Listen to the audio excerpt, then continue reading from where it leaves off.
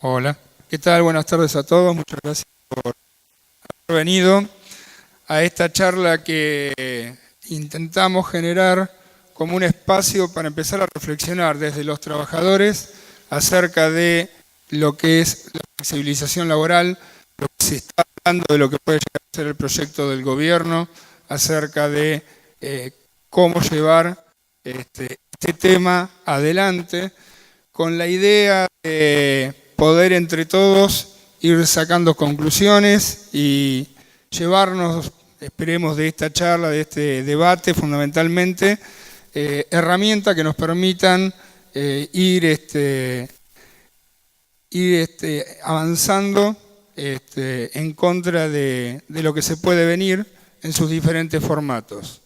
La idea era tener como una convocatoria abierta, bastante diversa, en el sentido de poder tener opiniones de diferentes tipos de trabajadores, o sea, trabajadores que actúan tanto en el ámbito privado como en el ámbito público, y a partir de ahí poder tener diferentes tipos de experiencias de cómo la flexibilización va ingresando de una forma muy sutil en cada uno de nuestros sindicatos y avasallando fundamentalmente a aquellos que estamos bajo convenios de trabajo.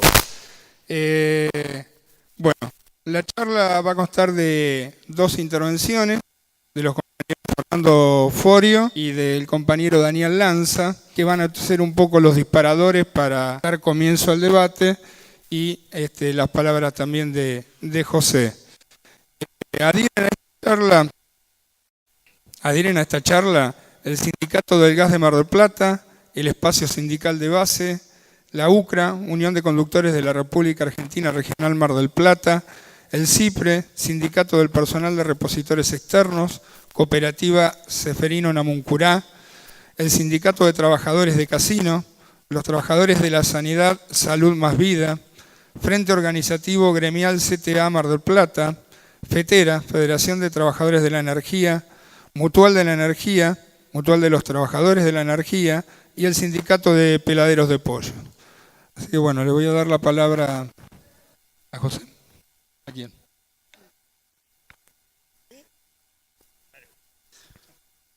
Bueno, buenas tardes. La verdad que estamos contentos. Nosotros vamos a hablar con Daniel en nombre de la Asociación de Abogados Laboralistas de Mar del Plata.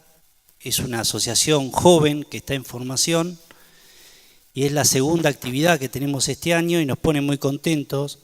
La primera fue conmemoración y el recordatorio de los 40 años de la Noche de las Corbatas, donde también, como ahora, estamos gratamente sorprendidos por la concurrencia. Estamos en momentos que no es fácil conseguir que participe, que se involucre la sociedad.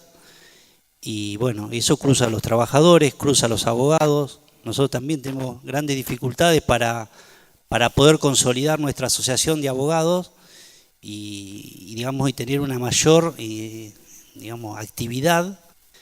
Y es por eso que estamos gratamente de estar en esta charla. Y bueno, el tema que vamos a desarrollar un poquito con Daniel es lo que tanto se está hablando ahora, que es la flexibilización de las normas laborales. Es un tema que a partir de hace casi 2 años se ha instalado en la sociedad y en los últimos meses está cada vez, se escucha con mayor periodicidad, está trayendo a las mesas de debate y es un tema que los diferentes sindicatos nos consultan permanentemente. La charla, yo voy a hablar un poquito de la flexibilización de hecho y bueno, y Daniel le va a dar el pantallazo general de lo que es la flexibilización laboral. El tema de flexibilización de hecho es un tema que yo lo vengo desde hace mucho tiempo, estudiando. Lo considero un tema muy preocupante porque la flexibilización laboral en principio es la precarización de los derechos de los trabajadores en beneficio de los empresarios. Y se divide, para hacer una división de disciplina, la flexibilización laboral de derecho y en la flexibilización laboral de hecho. La flexibilización laboral de derecho es cuando se modifican las normas de los trabajadores para precarizarlos y de los convenios colectivos. Y la flexibilización de hecho es cuando se modifican las condiciones y los derechos de los trabajadores, pero sin modificar ninguna norma, y se hace en el lugar de trabajo todos los días.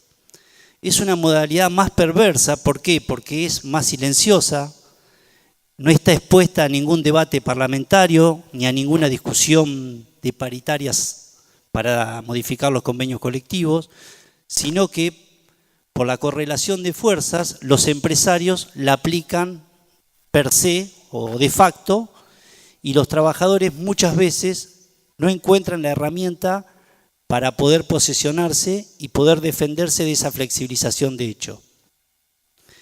Yo más o menos estuve, para que podamos entender todo, la idea es no hacerlo muy técnico y en base a ejemplos que es cómo voy a ir desarrollando la temática de la flexibilización de hecho. Primero podría ser una división entre las condiciones internas de la empresa y las condiciones externas para que se den esta flexibilización de hecho.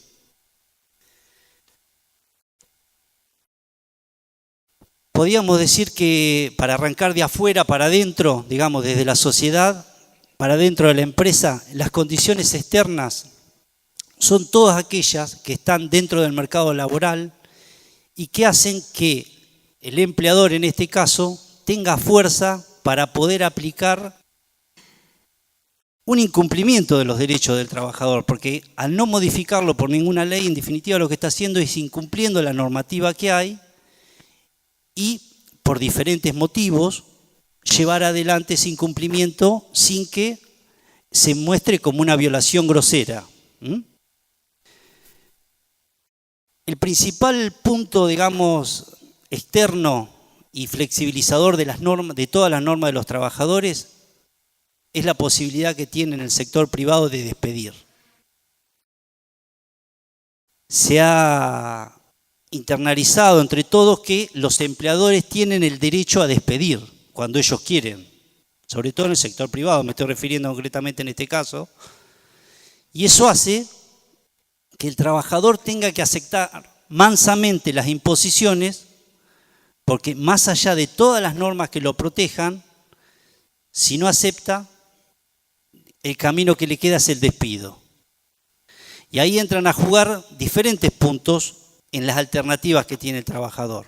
Nosotros los abogados laboralistas muchas veces empezamos a exigir lamentablemente todos los derechos que tiene el trabajador cuando se interrumpió el contrato de trabajo, o sea, cuando fue despedido. Por eso es que en las demandas se exigen que se le abone correctamente por el convenio colectivo que se le tendría que haber abonado, que se le paguen las vacaciones que no se le pagaron, que se le paguen los francos que no se le pagaron, muchas veces que se le pague la no registración. Pero todos esos derechos los empezamos a defender ¿en qué momento? Cuando ya se extinguió la relación laboral. O sea que esos trabajadores, por más que tenían un montón de normativas que protegían, que le daban derecho a descanso, pago de horas extras, digamos, al 50 y al 100% según el día que las hacían, de hecho, el empleador no las cumplía. Y cuando digo qué son las condiciones que llevan a no cumplir, por ejemplo, este tipo de derechos que estarían protegidos por la ley, por la Constitución, por los convenios colectivos, ahí entramos que el alto índice de desocupación que hay en un país ayuda a que el empleador pueda jugar con esto. A mayor alto de desocupación, mayor es el ejército de reserva que tienen las empresas para elegir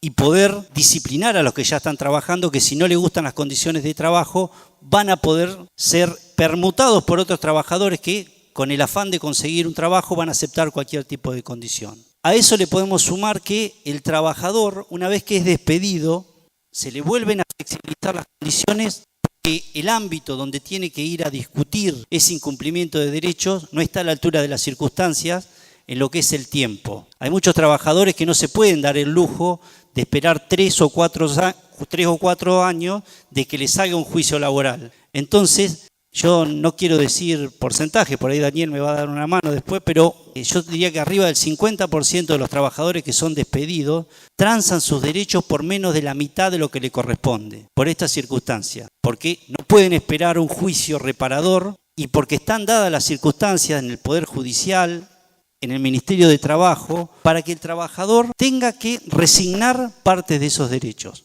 para poder cobrar. Es más, es moneda corriente cuando uno va a las audiencias, tanto en el Ministerio como en la Justicia, decir, bueno, ¿cuánto te corresponde? ¿Cuándo te ofrecen? ¿Por cuánto arreglamos? Digamos, se están entregando derechos con el afán de poder llevar parte de esa indemnización. Eso sería, digamos, uno de los que yo fui seleccionando elementos flexibilizadores externos de la empresa. También podemos, los voy a ir nombrando para que no sea muy largo, el sistema de pasantías, donde los patrones utilizan las pasantías como ejército de reserva también de los trabajadores convencionalizados y los hacen trabajar conforme a convenio. Los utilizan en el caso de aquellos trabajadores que están sindicalizados y ejercen el derecho de huelga, bueno, tapan esos huecos con trabajadores que están, o pseudo trabajadores, porque para la ley son pasantes. Son trabajadores que no tienen los derechos que tiene cualquier trabajador convencionalizado y que lamentablemente tiene un afán de poder ingresar a esa empresa como sea, y entonces de manera inconsciente o consciente se presta a aceptar condiciones fuera de las establecidas en el convenio colectivo de trabajo. Después tenemos las empresas tercerizadas, que ese es otro invento que en el anterior periodo neoliberal de los años 90, cuando nuevamente se quisieron reformar y se reformaron la normativa laboral con el cuentito de que se iba a ayudar a que existiera más trabajo, porque los números de los empleadores no le daban, se inventó un poquito el tema de las tercerizadas, que en el ámbito particular de Luz y Fuerza lo sufren los trabajadores, porque paralelamente a ellos, a que son trabajadores convencionalizados en el convenio de la energía, tienen una reserva, la empresa, de trabajadores que hacen las mismas tareas con un convenio totalmente precario, como es el convenio de la UCRA, y digamos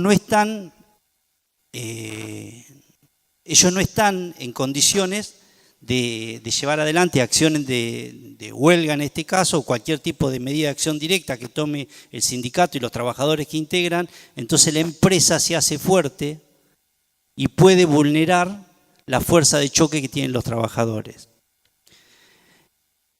En otros ámbitos también encontramos trabajadores que se encuentran en las pseudo cooperativas. Esto fue muy propio del sector del puerto. Después, en los últimos años ya se oficializó y hasta la propia municipalidad, en vez de contratar trabajadores con los derechos que tiene cualquier trabajador, cualquier empleado público, que el primero es la estabilidad, fueron tomando estas nuevas modalidades de contratación y teníamos trabajadores contratados en cooperativas sin ningún tipo de derecho, o sea, con condiciones totalmente precarias. Y vuelvo a poner el ejemplo que siempre uso de la trabajadora que cuida los baños en las plazas de Mar del Plata, que está contratada por una cooperativa para la municipalidad. Esa trabajadora no tiene ningún tipo de derecho, no tiene, ni salario, no tiene vacaciones, no tiene licencia por maternidad, cualquier tipo de derecho básico que no nos imaginamos, sobre todo los que están en el empleo público o los que están sindicalizados, en sindicatos fuertes. No nos imaginamos que ese atropello de derechos se pueda estar dando hoy. Tan perverso que a 2 metros tiene el placero que cuida las personas, que está trabajando bajo un... Se corta. Tenemos el placero que está a 2 cuadras de esta señora que está cuidando las plantas, sin ningún tipo de derecho, donde tiene estabilidad, tiene un salario, tiene todas las condiciones que tiene un trabajador. Hola. Gracias. Que tiene un trabajador casi en el 2020 que estamos entrando, y enfrente tenemos esta trabajadora que para la ley no tiene ningún tipo de derecho. Bueno, esa fue la función que me parece a mí que tuvieron las cooperativas lamentablemente en los últimos años. Por eso decimos que son pseudo cooperativas. Hoy tenemos en el puerto todo un sector de mano de obra que en vez de estar registrado con todos los derechos que tendría que tener un trabajador en el sector portuario, que es acá Mar del Plata una de las principales fuentes de trabajo, y vemos que están en cooperativa. Es tan perverso el sistema que para que ustedes se den cuenta, y está tan naturalizado que el Ministerio de Trabajo les permite votar en las elecciones de delegados, en las elecciones de miembros de comisión directiva. Los cooperativistas pueden formar listas, pueden integrar las listas con los trabajadores. O sea que, fíjense qué perverso es que el propio Estado acepta que haya trabajadores de segunda sin ningún tipo de derecho, porque para el régimen legal ellos son cooperativistas. Están trabajando, son trabajadores, digamos, tienen 4 patas, ladran y mueven la cola, igual que el resto. Pero está tan naturalizado que hasta el propio Estado, y se hacen unos berenjenales porque muchas veces nos vienen a pedir a nosotros que, sobre todo cuando hay elecciones de comisión directiva, se produzcan impugnaciones en el padrón y se hace una pelea de trabajadores contra trabajadores, nada más que unos con un régimen legal y otros con otro. Bueno, estos grandes rasgos serían los factores externos que llevan adelante la flexibilización de hecho. Y después tenemos los factores internos, ya ahora nos colocamos dentro de la empresa donde trabajamos, y ahí el primer factor de flexibilización que hay es la falta de representación, o sea, falta de delegado de personal. Hoy en día casi el 90%, el 87 y pico por ciento de las empresas de la Argentina no tienen delegado. O sea que estamos hablando de que son menos las que tienen delegados que las que en este caso no tienen. Todos esos lugares donde no tienen representación sindical de delegados, es muy fácil que el empleador puede impartir directivas y no importa si están dentro o fuera del convenio colectivo, la ley de contrato de trabajo, porque son trabajadores que no están sindicalizados, no tienen un manejo de la norma y al no tener una organización sindical que los represente, es muy fácil flexibilizarle o precarizarle las condiciones de trabajo. Otro factor son los sindicatos cómplices en muchas empresas, donde vemos que son más proclives a pactar con los empleadores beneficios propios que de los trabajadores que presentan. Hay innumerables ejemplos de ese tipo de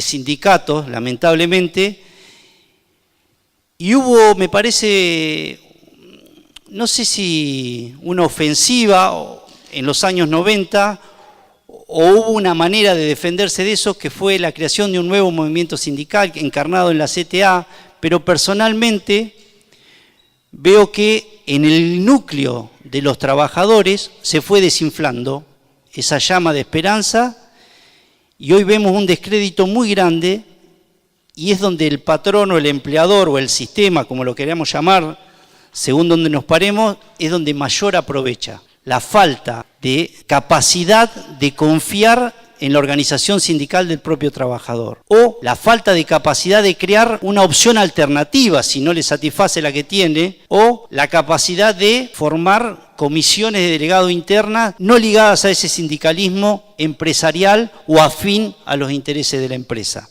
Yo me voy a referir a los ejemplos para que, porque esto de la flexibilización de hecho se dan los ejemplos, digamos, no hay una norma que lo respalde. En la empresa textilana había una comisión, un cuerpo de delegados elegido por los propios trabajadores, como corresponde a la elección de los delegados, pero que no estaba sujeta a las directivas del gremio. Bueno, les puedo asegurar que durante 3 años fue una pelea mancomunada entre la empresa textilana y el sindicato textil, para destruir esa comisión de delegados internos.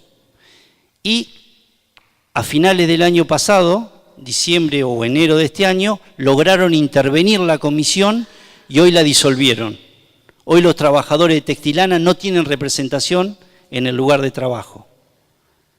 Eso redunda en que no tengan quien pueda pelear por sus derechos, y hoy se están vulnerando todos los días los derechos de los trabajadores. Estoy poniendo un ejemplo, pero lo podemos llevar a cualquier empresa. Digo Textilana por tomar un caso en particular. ¿Eso qué permitió? Eso permitió que el resto de los trabajadores viera frustrada la actuación de estos delegados, que tenían tutela sindical y que tenían, digamos, el respaldo de la ley de asociación sindicales para no ser despedido y poder defender los derechos de los demás trabajadores. Al poder haber vencido ese cuerpo de delegados, quedó el elemento, digamos, de mayor flexibilización de hecho que hay en los trabajadores, que es el miedo, digamos. El miedo a perder su fuente de trabajo es lo que permite que el empleador pueda avanzar y pueda derogar, de hecho, todo el ordenamiento jurídico y protectorio del trabajador. Tenemos otro ejemplo.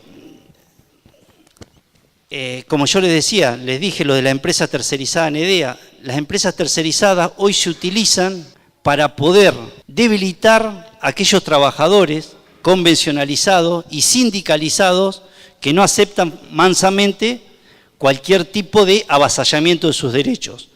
Entonces, consiguen a través de estas empresas tercerizadas poder seguir dando el servicio por más que el sindicato y los trabajadores convencionalizados estén haciendo medidas de fuerza o estén llevando adelante diferentes medidas de acción directa. Otra cuestión que han ingresado para flexibilizar las normas de los trabajadores, yo le puse el superplus a la asistencia. Que ahí lo han hecho de dos maneras, incorporándolo al convenio colectivo, que ahí sí es una reforma, o de hecho, los empleadores, por encima del presentismo y del salario, le pagan un superplus a aquellos trabajadores que no faltan bajo ninguna circunstancia.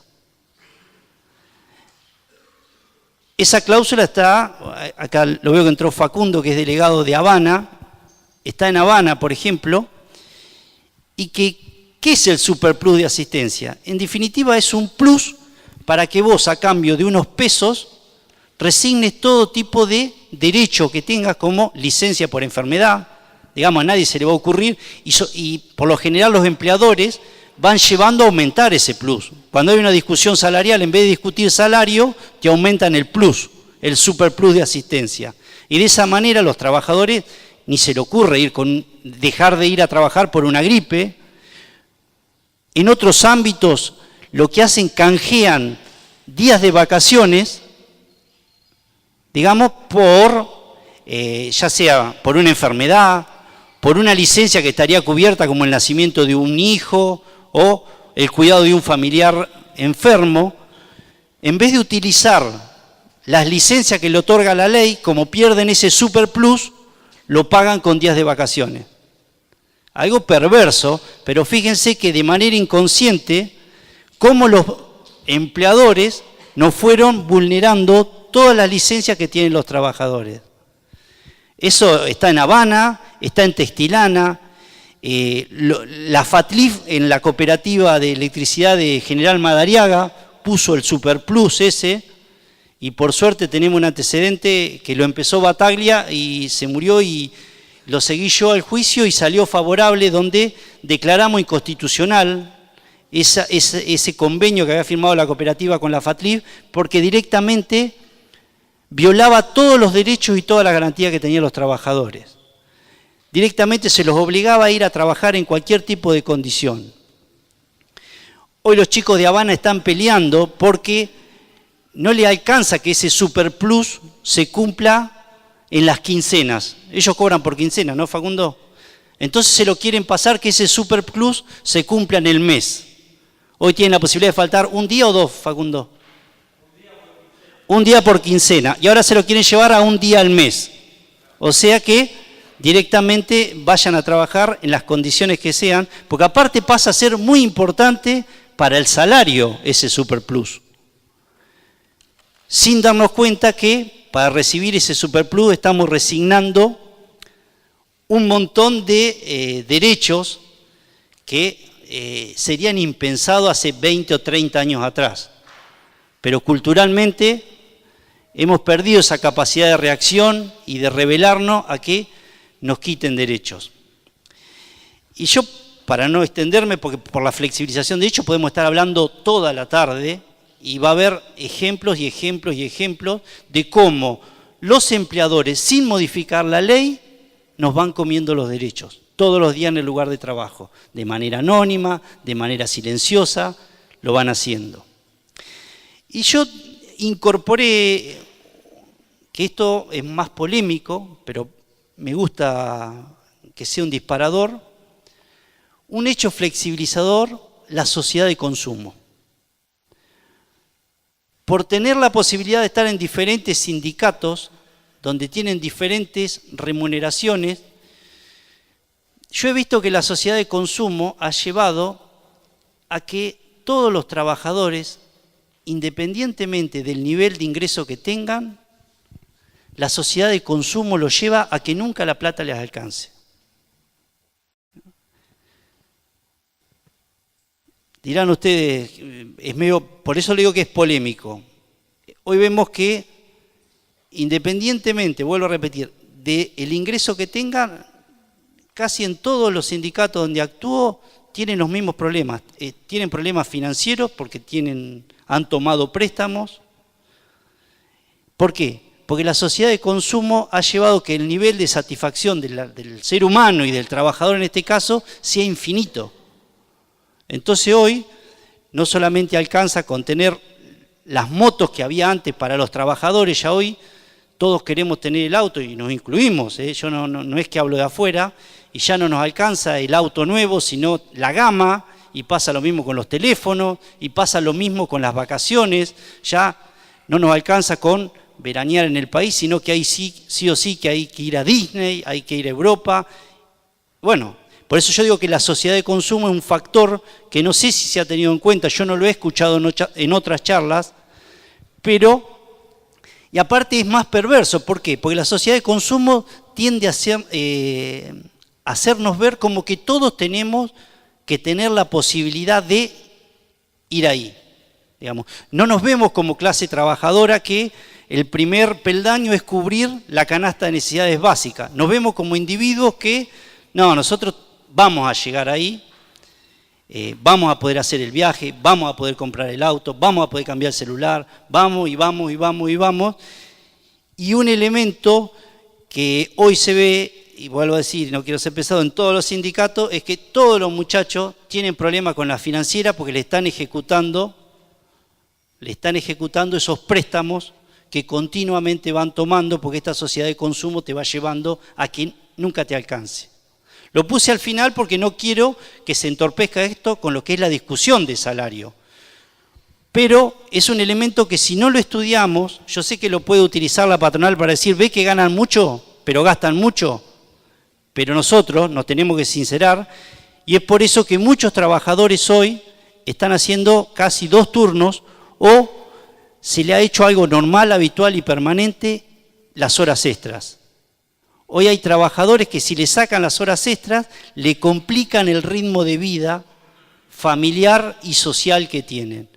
Entonces, como las horas extras es una potestad que tiene el empleador de dártela o no dártela, ahí encuentra el elemento para disciplinarte y decirte, ojo con lo que haces porque las horas extras te las puedo dar, pero también te las puedo sacar. Y vos no podés vivir sin horas extras, por tu nivel de vida, por el colegio que van tus hijos, por la prepaga que pagás, porque lamentablemente hemos renunciado, tal vez de manera inconsciente, a defender la mutual sindical, la mutual de los trabajadores. En los sindicatos donde hay, o digamos, o en las empresas donde hay salarios con poder adquisitivo importante, hoy vemos que gran parte de los trabajadores no se detienen a pensar si optan por la obra social del sindicato o por OSDE. Le da lo mismo, porque la sociedad de consumo rompió la solidaridad y vernos como pares. Yo no sé si el término de clase trabajadora no está en crisis. No quiero decir que está en crisis, pero no sé si todos los trabajadores se ven como pares y se ven como iguales y se ven a la hora de defender los derechos como un conjunto donde va a actuar de manera solidaria. Yo creo que cada vez más se está avanzando en que el trabajador sea un individuo. Y no es casual las reformas laborales que se vienen llevando tanto en Francia como en Brasil y cómo se quieren empezar a implementar acá, donde tiene un factor para mí que es el más importante, que es intentar que los trabajadores, por encima de la norma convencional y por encima de su sindicato, puedan pactar condiciones particulares con la empresa. Donde todos van a pensar que son los elegidos, lamentablemente, por un periodo que no sabemos de cuánto va a ser, porque donde se rompe el valor colectivo y la fuerza colectiva de los trabajadores, vamos a quedar totalmente, digamos, al acecho de todo este tipo de reformas que tienden a ver al trabajador como un individuo y que salvate solo y el de al lado, bueno, lamentablemente es así la vida. Uno le va bien y a otro le va mal. Por eso, para terminar, y después todos estos temas los dejamos abiertos al debate, me parece que lo importante es dejar de lado algunos eslogans de oposición contra los modelos neoconservadores que vienen contra los trabajadores y poner en la práctica concreta algunas terminologías y volver a llamar las cosas por su nombre y volver a ser solidario con el compañero y volver a llamar forros a aquellos carneros que atentan contra el derecho de huelga, volver a querer desterrar el sindicalismo empresarial como se había instalado en los 90 y que es una discusión que la clase trabajadora me parece que dejó pasar. Si no volvemos con esos principios a desterrar ese sindicalismo cómplice, a mirar con solidaridad al compañero, al entender que la única manera es sindicalizarse, nuclearse y pelear de manera conjunta por los derechos que nos vienen a llevar, me parece que nos podemos quedar en el eslogan cómodo, decir, vienen los Macri por los derechos de los trabajadores, ¿y nosotros qué? Yo creo que nosotros qué, hay muchísimo para hacer y lo principal es que el trabajador tome conciencia que es el único que pueda llegar a tener la capacidad de revertir esta flexibilización continua que vienen sufriendo, no en el 2016, 2017, hace 20 o 30 años. Acá nos acostumbramos a que en el empleo público hubiera trabajadores contratados y trabajadores públicos, empleados públicos. Hacían la misma tarea, estaban 20 años en una municipalidad o en la provincia y no tenían estabilidad.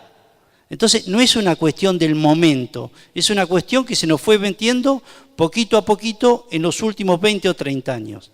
O sea que es una cuestión que me parece que la clase tiene que reflexionar, que los dirigentes políticos tienen que reflexionar, los dirigentes sindicales tienen que reflexionar, los abogados laboralistas también tenemos que reflexionar y no putear ante esto, pero sí beneficiarnos en los juicios que yo le decía al principio, que es donde se reclaman los derechos. Porque no pudimos conseguir que los derechos del trabajador se respetaran durante la relación laboral. Los exigimos cuando se rompe la relación. Por eso creo que es una responsabilidad de todos y que los principales responsables somos cada uno de los que estamos acá sentados.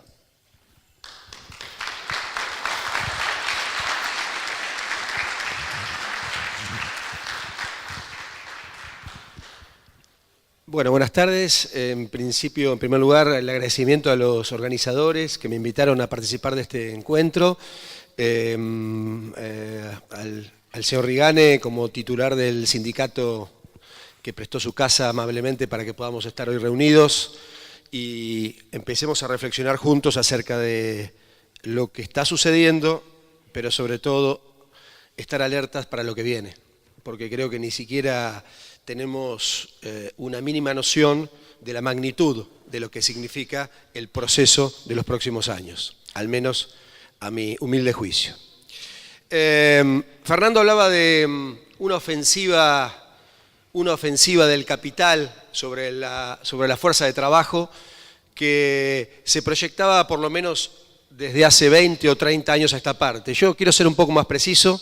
Me parece que esa ofensiva arranca a mediados de la década del 70 del siglo pasado.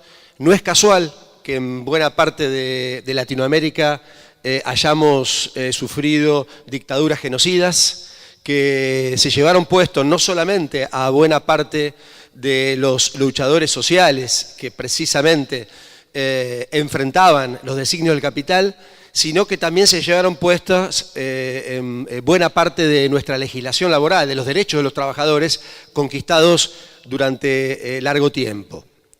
Y precisamente a partir de ese momento, mediados de la década del 70 del siglo pasado, el capital global, ahora global, ya no capitales nacionales, capital global, se propuso dos objetivos prioritarios. En primer lugar, reducir el costo de lo que ellos denominan el gasto público con destino social. Eso significa recortar el presupuesto de la educación pública, recortar el presupuesto de la salud pública, recortar el presupuesto de todos los servicios públicos y sociales. Y por otro lado, y sobre todo, y a esto nos convoca este encuentro, se propusieron reducir el costo el precio de la fuerza de trabajo.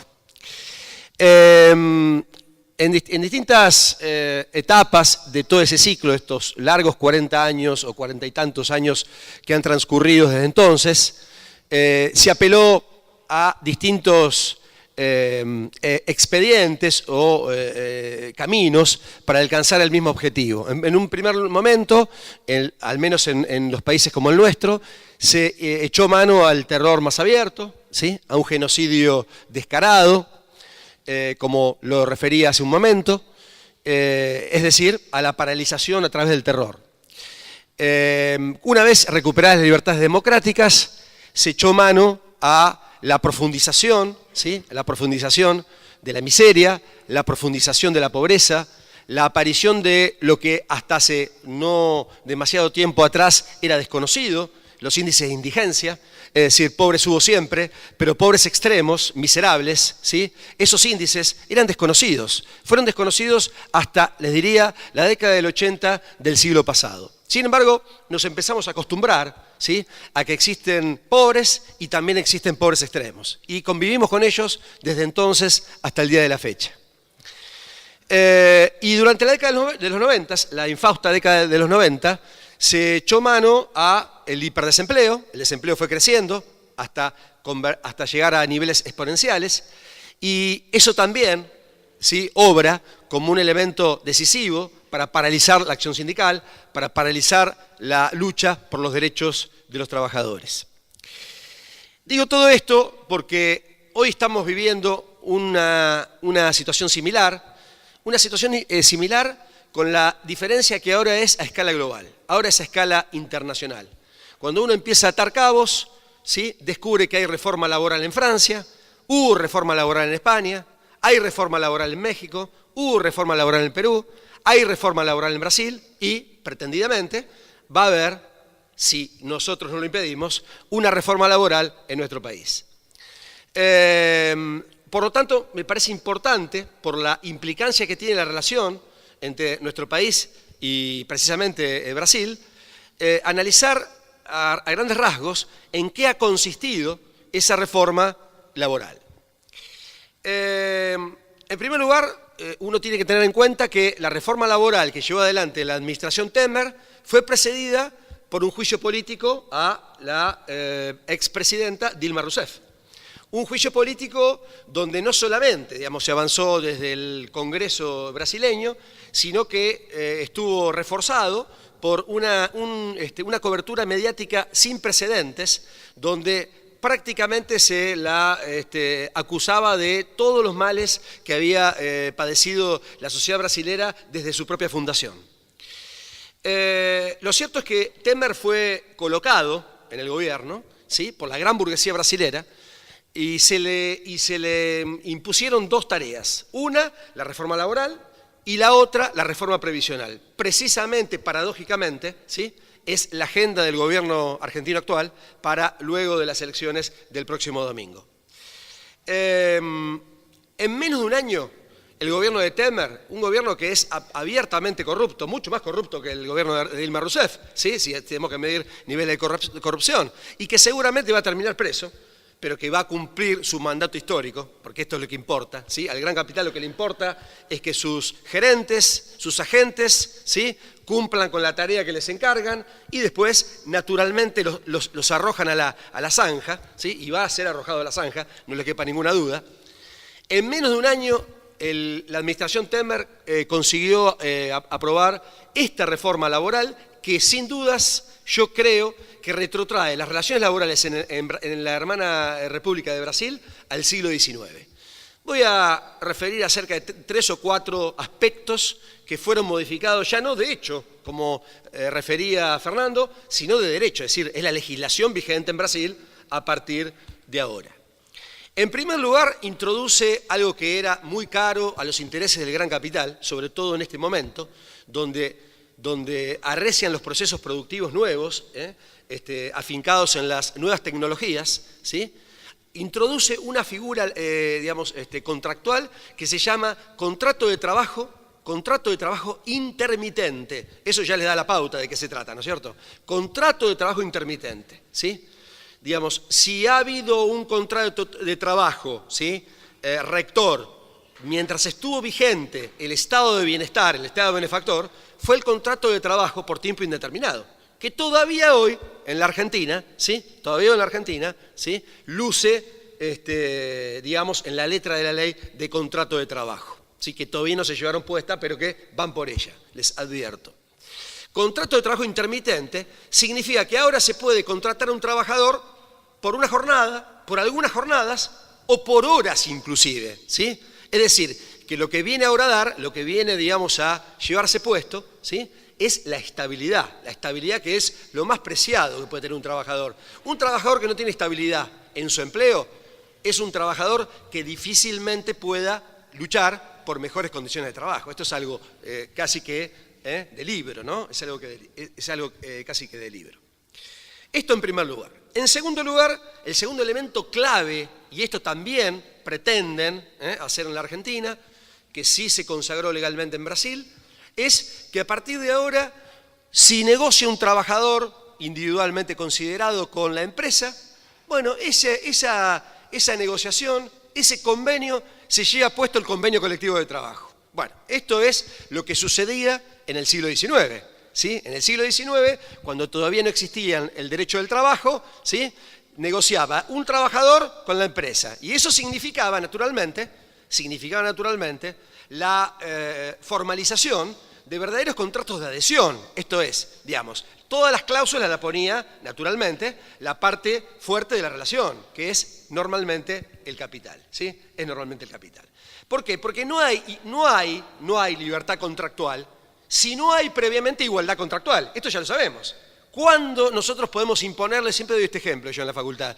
¿Quién le puede imponer a un banco las condiciones del contrato cuando va a pedir un préstamo? Yo no conozco a nadie. Si conocen un caso, tráiganmelo porque realmente sería un caso de libro, un caso de estudio, ¿sí?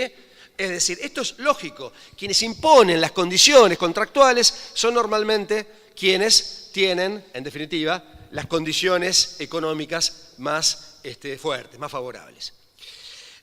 Por lo tanto, esa nueva circunstancia, sin dudas, va a permitir que se vayan recortando derechos, ¿sí?, en Brasil, a partir de esas negociaciones entre los trabajadores individualmente considerados como tales y las empresas.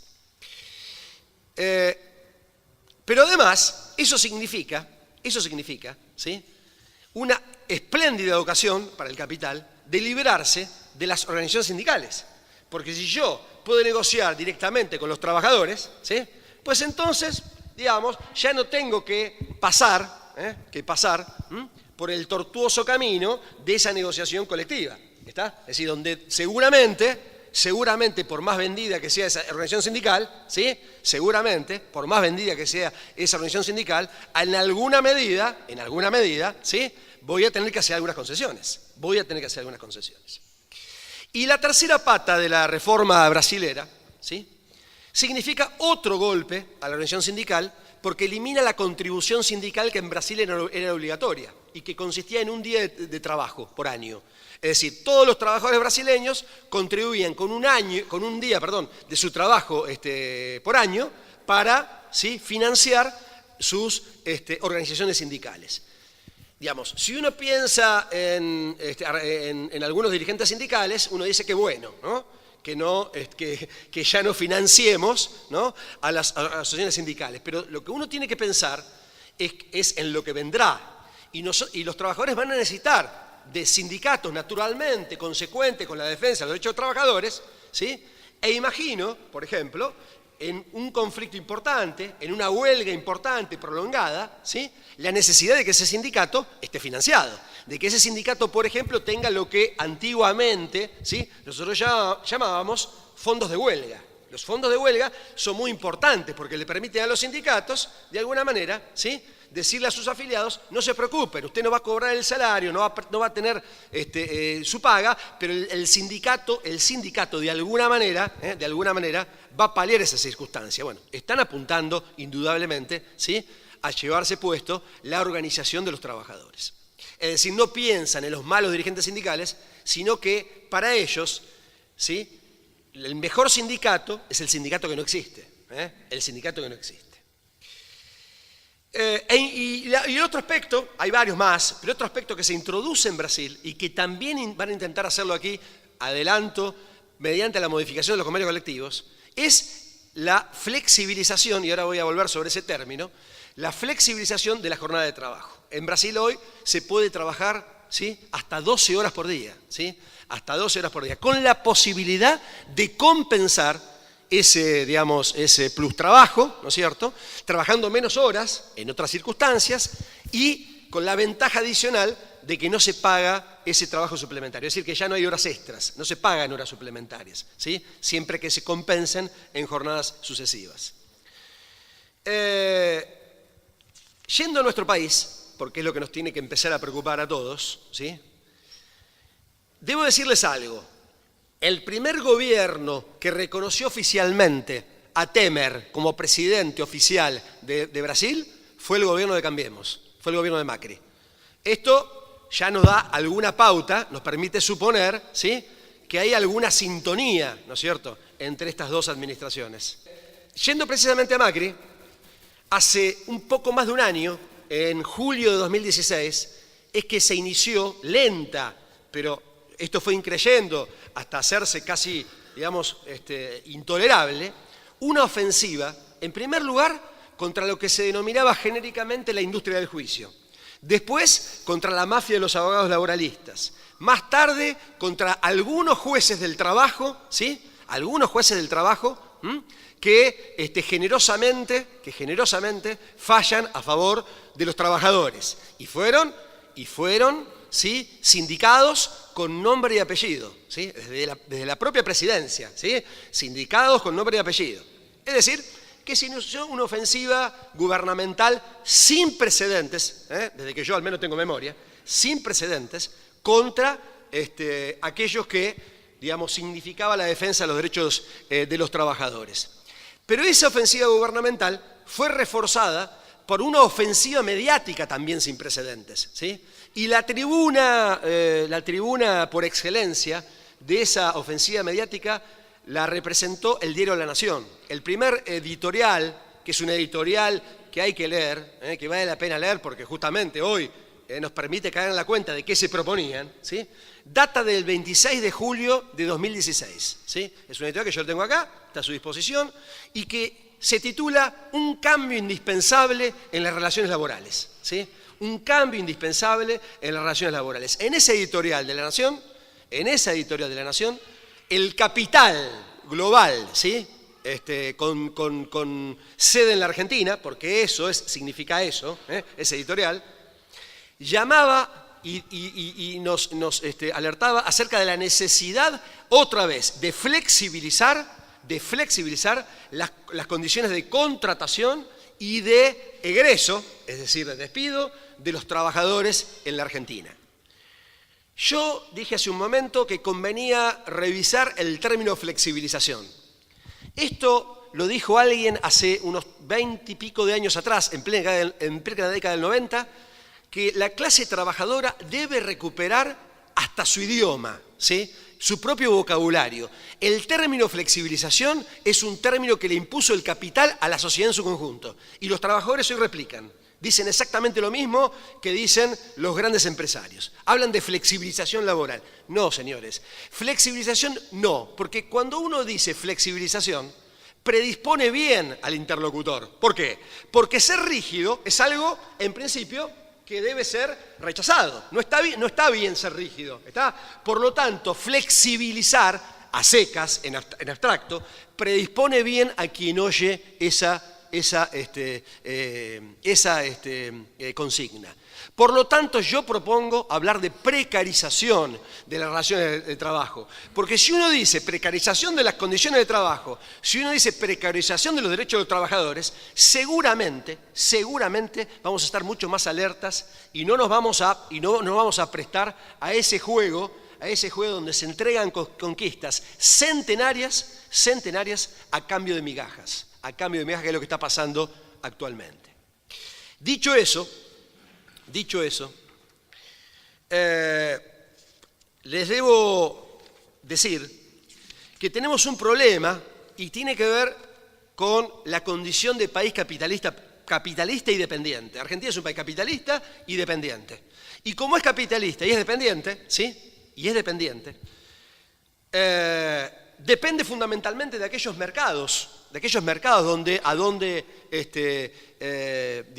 vende su producción. Y el principal socio comercial de Argentina, ¿sí?, esto lo señalan autores teóricos que están de este lado del escritorio, no del otro, ¿sí?, es Brasil.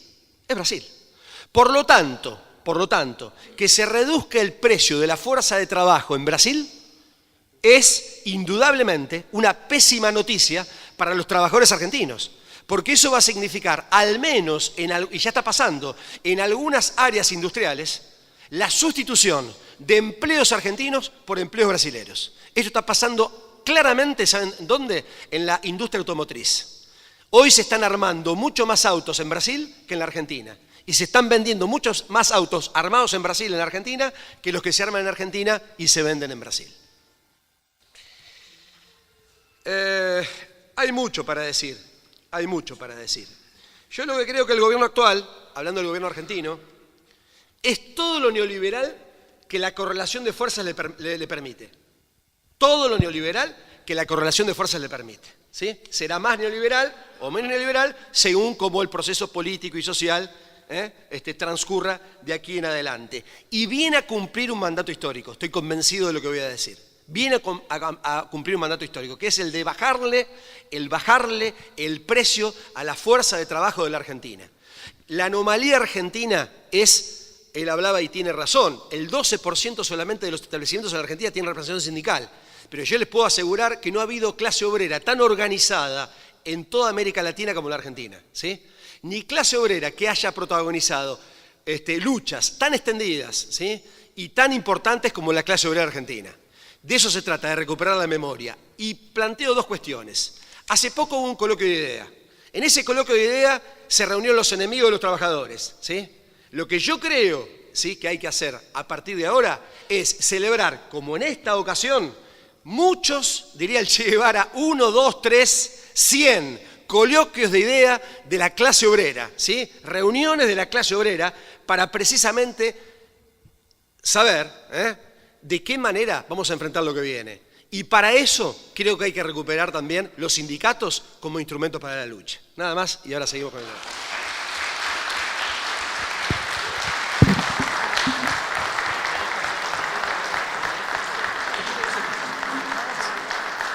Compañeras y compañeros, muchas gracias por estar acá.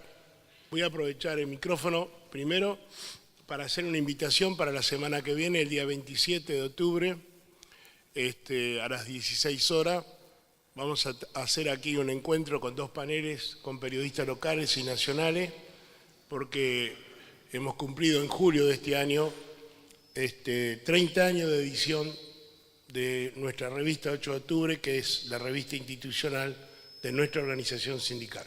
Así que aprovecho para pasar el aviso y el mensaje. 2 cosas o 3 sobre este tema, de las que se pueden decir, comparto muchas otras cosas. Yo creo que esta es una disputa de poder. El poder es la disputa de clases. Y por eso está muy bien esta reflexión y esta aclaración de que se trata de la precarización. La clase dominante quiere precarizarnos, quiere someternos, quiere supeditarnos. Y nosotros tenemos algunas responsabilidades de esa situación. Tenemos algunas responsabilidades que tenemos que mirarlas para precisamente tenerlas en cuenta y ver cómo enfrentamos una situación que se nos plantea, yo diría, de manera compleja, por varias razones. Pero, digo, el sistema capitalista tiene muchas capacidades, tantas como la que desarrolla para convencernos precisamente de que todo lo que hacemos, en tanto y en cuanto lo hagamos bajo la propuesta que hace el sistema, vamos bien. Acá se habló de la diferencia entre flexibilización y precarizar. Pero hay otros conceptos que se utilizan para someternos. La palabra sustentable, la economía verde, el trabajo decente, y podría seguir mencionando otras. Son todas parte de un léxico del sistema para someternos. Y esta cuestión de la disputa de poder tiene que ver con la necesidad imperiosa de que si nosotros necesitamos cambiar esa correlación de fuerza que recién se explicitaba como favorable al proceso de globalización y en particular a la iniciativa gubernamental de la actual administración, lo que requiere de parte nuestra es participación, es compromiso, es desarrollo organizativo, es decir, la decisión de construir poder propio para confrontar precisamente con esa fuerza que viene en búsqueda de nosotros. Y este es un tema que me parece que lo tenemos que plantear: ¿cómo hacemos? ¿De qué manera lo hacemos? ¿Con qué métodos? ¿Con qué sistema para llegar a todo y cada uno de nuestros compañeros? Porque este proceso de precarización empezó hace mucho tiempo. No viene de ahora, viene de mucho tiempo atrás. Coincido con ese posicionamiento. Y además bajo un argumento perverso. ¿Cuál es el fundamento de la reforma laboral? Es porque hay que achicar los derechos de los trabajadores, hay que precarizarlos. Pero, ¿qué? ¿No existe la desocupación en nuestro país? 30%. ¿No existe la precarización en nuestro país? 45%. ¿No existe la indigencia? Bueno, y podría seguir mencionando. Los saberes que cobramos, que son los que necesitamos para vivir con dignidad, el haber que cobra un jubilado, el salario mínimo vital y móvil no se alcanza para cubrir la canasta básica elemental. No, esto es una mentira. ¿Cómo que hay que achicar los derechos para mejorar? ¿Y cómo es que son esos derechos los que originan la crisis del país? Si nosotros pasamos por una dictadura militar que nos quitaron todos los derechos, nos quitaron los convenios colectivos, intervinieron en la organización sindical, y sin embargo Argentina no salió adelante. Y podría seguir mencionando la privatización de la década del 90, todo el proceso de precarización de ese momento. Entonces, digamos, todo esto es un verso bien construido, bien comunicado, y nosotros tenemos la obligación de contrarrestar, de enfrentar todo eso, y necesitamos hacer no solo con decisión, no solo con organización, sino con mucha sabiduría, porque tenemos un problema en la comunicación. ¿Y por qué somos responsables? Dije, porque nosotros mismos hemos ayudado a que algunas cuestiones aparezcan como naturales en nuestra vida que ayudan a la precarización. Eso de compensar, para no hablar de otros, voy a hablar de Luz y Fuerza 2 minutos. En Luz y Fuerza existe compensar. Hay muchos trabajadores que compensan y no es un derecho convencional. Pero aprovechando las facilidades que ofrecen las jefaturas, que no todos ofrecen lo mismo, terminan compensando. Y entonces compensan a partir de que salen 2 horas a hacer un trámite, después vienen y las devuelven, se quedan 2 horas más. Está la extensión horaria, que tampoco es un derecho convencional. Y sin embargo, la extensión horaria se lleva a la práctica por muchos trabajadores porque cobran una moneda más a fin de mes. Y entonces ahí rompemos con la jornada laboral de 7 horas y pasamos a trabajar 8, 9 o 10, lo que se requiera. Es decir, también hicimos otras cosas. Hay organizaciones sindicales que han tomado la decisión de cobrar el derecho al uso de la convención colectiva. ¿Perdón? Hay algunas organizaciones sindicales que cobran la utilización de la convención colectiva de trabajo. No necesitan afiliarlo porque les cobran el derecho al uso de la convención colectiva.